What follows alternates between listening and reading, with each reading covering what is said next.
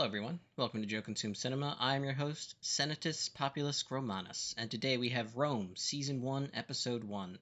So, Rome was the winner of our little, competition there for the next television show with, I believe, 3 votes in total. Snowpiercer got 1, Fargo and Downton Abbey got 0. So, you never know. We might see them again in the future, but for right now, Rome is the winner, and Rome is what we're going with.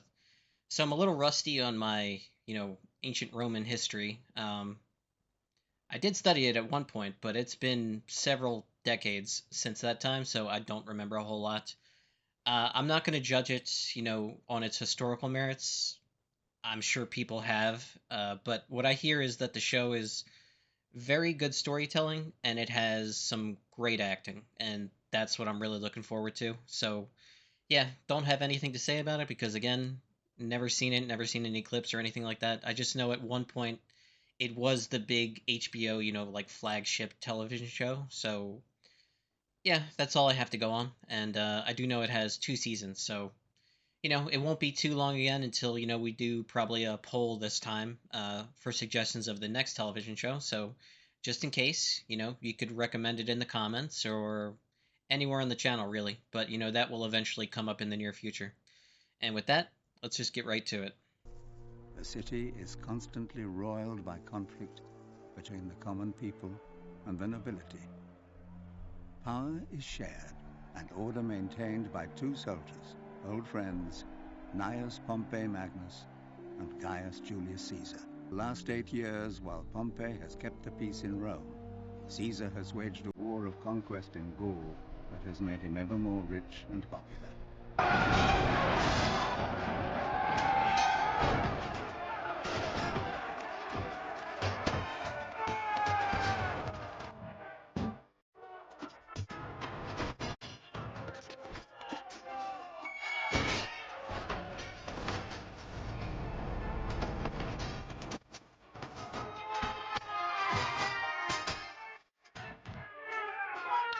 Very nice. They're rotating to give them a chance to rest.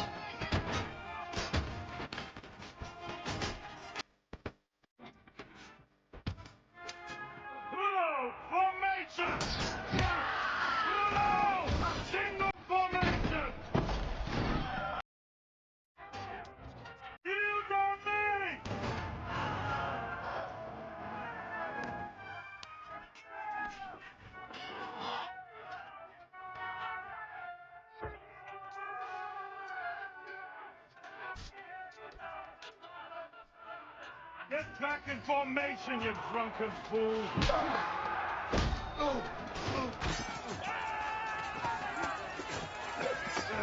And he will pay for it with his life, as will any man here who breaks the law. Before you, Vercingetorix, son of Celtil, chieftain of the tribe of the Averni, commander of the rebel stronghold of Alesia, king of all the Gauls. Caesar! The chief of the Gauls has surrendered to Caesar. The war's over. Don't say that. The boys have been given 2 days' liberty to sack the town and take personal spoils. My daughter Julia has died in childbirth. Pompey will be needing a new wife. Sense that they're a bit jealous. Dreadful noise plebs make when they're happy. This is music. Wait until Caesar starts them howling for our blood. Guessing those were senators. Under the protection of Pompey Magnus and Julius Caesar, Senate sits tomorrow. Be aware. No disorder will be tolerated. Well, when he's back in Rome, everyone will be giving him gifts. We must be first. I doubt he will return to Rome anytime soon. The Senate's hostility will prevent him. It's a long way to Gaul. Exactly. While yet a mere boy, you would risk your life to honor your beloved great-uncle. You ride into Caesar's camp alone on a noble white stallion. That's a gift he won't soon forget. Gaius Julius Caesar. Why does his chair remain empty? Why does he not come home? His illegal war is over. Gaul is long since on its knees. Why does Caesar keep his brave soldiers from their families and friends? He wants to buy himself a crown.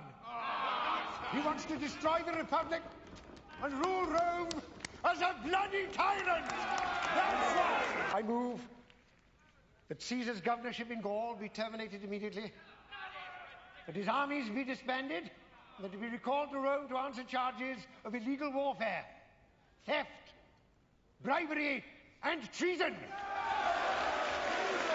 He's guilty of all of those things, by the way. Caesar has been generous to the people because he loves the people as I do. It is the people that rule, not you fine noblemen. It is Pompey's soldiers that rule, not we fine noblemen. I'm going to save us all hours of useless clamour and use my consular veto on your move. When confronted by a hungry wolf, it is unwise to goad the beast, as Cato would have us do. But it is equally unwise to imagine the snarling animal a friend and offer your hand, as Pompey does. He is my friend and a faithful son of the Republic. And until anyone proves that he is not, I will never betray him. I can squash Caesar like an insect, if I wished it so. I do not wish it. Renounce him, Pompey. Renounce Caesar. Ally yourself with us and his strength will wither away. I'm sorry, sir. The horse was sold already. To Attia of the Julii. Attia? She's sending it to Gaul. A gift for Caesar. Wonder if this small slight... Damn him. Yeah. Must he have everything? There it is.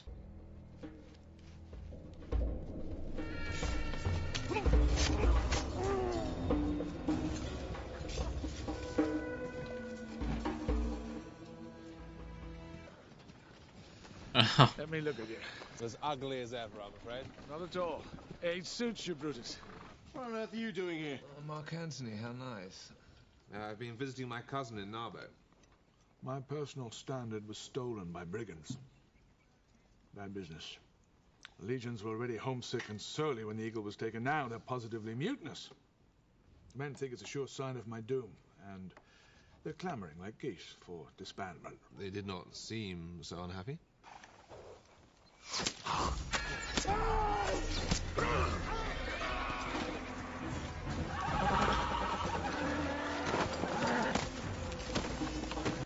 Lucius Vorenus. I take captives from every tribe in Gaul and crucify them one by one until someone tells me where the eagle is. Then I would go in quick and quiet with one or two men and steal it back. Good. We are of one mind. Let me go! I know where the eagle is. Speak. The Blue Spaniards, they came to stay for one night and then rode to the Cadurci lands. Legionary Titus Pullo, stand up. Titus. To be released to the command of 2nd Spear Centurion Lucius Vorenus. Do your duty to his satisfaction, and you will be spared damnation in the arena. I won't even stand next to this short-ass shit, leave alone serve under him. I'll stay here, thanks very much. These orders come direct from His Excellency Mark Antony himself. You are to retrieve Caesar's eagle. Me? Retrieve Caesar's eagle? Dearest Servilia, forgive my long silence. These last long months were all blood and iron and mud, and no time for letters to friends. Be sure that I have been thinking of you with great affection. I long to be together. What do you think our chances are of finding the eagle? 13th never fails, eh? Little or no chance. The eagle might be anywhere. Buried, melted down, sunk to the bottom of the sea. We are hunting a black dog in the night. Not finding the eagle is much the same as losing it. We'll be disgraced. Now, I chose you because you were disgraced already and condemned to die. So you weren't making amends at all, then? Well, in effect, you are dead already. The loss of one drunken fool does little damage to the Legion. I've got nothing to lose. What's to stop me cutting you into little gobs and riding off? Eh? What's to stop me, sir?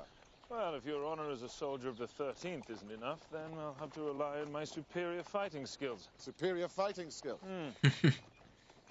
Very good. Caesar demoralized? Never. His standard was stolen.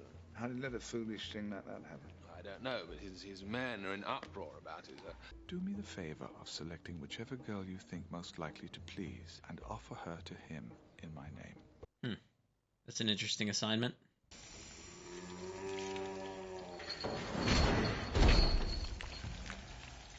Great Mother says no harm shall come to your boy. Good. Uncle Julius intends to marry you to Pompey Magnus. Uncle Julius? I know Pompey's a touch low in manner, but I'm told he's a perfectly adequate lover. And you should be the first woman in Rome. We shall have to get you divorced from Glabius, obviously, quick as pos. I will not do it. I love my husband. If you do not divorce Glabius willingly, then Caesar will ask Glabius to divorce you. And Glabius will refuse. Doubtless, and then he'll be killed. And does anybody want that to happen? Blackmail. Caesar, as a token of his abiding friendship, would like to offer her to you in marriage. Ah, we would have to wait until next month for an actual ceremony, of course, when Julia's mourning days are over. Of course, of course. But you may take your betrothal privileges any time you wish. Now, if you like. Been a while since you've seen her, then. 7 years, 140 days. Jeez. Oh, shit. Nice horse.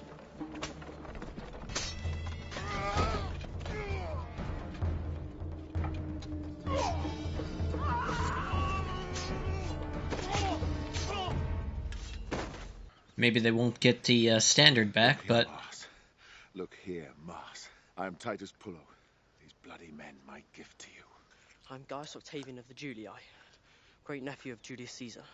Gaius who? I am a Roman citizen of noble birth. They may not get the standard back, but they've got a important hostage freed.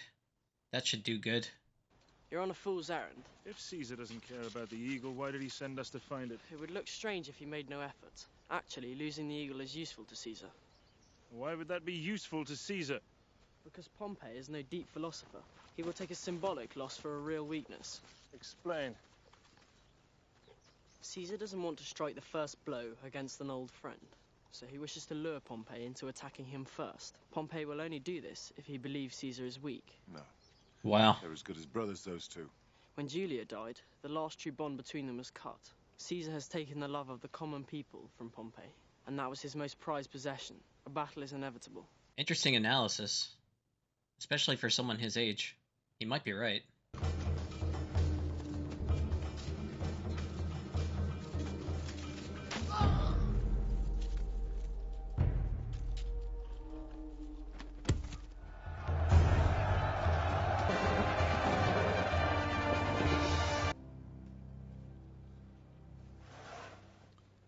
One of Pompey's men. This is my new wife, Cornelia. Everyone knows it's a political repudiation on account. Pompey and Caesar are enemies now. Okay, took some time just to gather my thoughts. Fantastic start, just establishing things, world building. So we get what's going to be the main conflict of the series so far. Falling out between Caesar and Pompey. And really good friends in the past, but there's an element of jealousy and political rivalry that's just been building over the years. And yeah, we're finally coming to a boiling point. They've started very quickly. So I think it's established very early on that the people that we're dealing with, especially the aristocracy, are politically ruthless.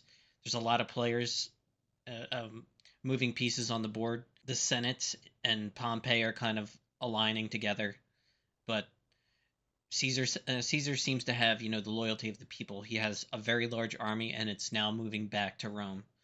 And, conflict is inevitable. We're probably going to get that maybe even as early as the next episode, but really good. There's a lot of scheming and manipulation at work, and yeah, it's very interesting so far. I'm really enjoying it. It's a solid first episode to start a series. And yeah, I noticed we had some, friends from Game of Thrones spotted very early on. The actor that plays Caesar also played Mance Rayder. He was great in Game of Thrones. And the actor that plays Brutus was Edmure Tully.